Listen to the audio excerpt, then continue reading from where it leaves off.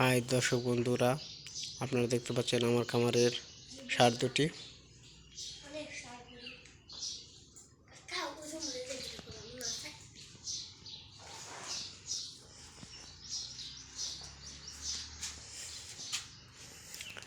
এই দুটি ষাঁড় কোরবানি দিয়ে বিক্রি করা হবে। জানি না কত করে বিক্রি করতে পারবো, তবে আশা করছি যে 1 লাখের উপরে বিক্রি করতে পারবো।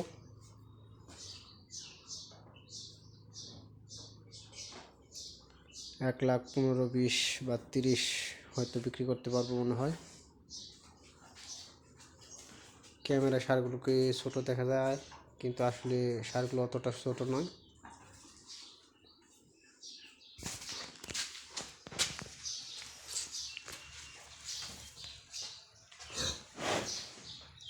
এই ষাঁড়টি খুবই রাগী, দেখেই বোঝা যায়। চোখগুলো অনেক বড় বড় করে তাকাচ্ছে।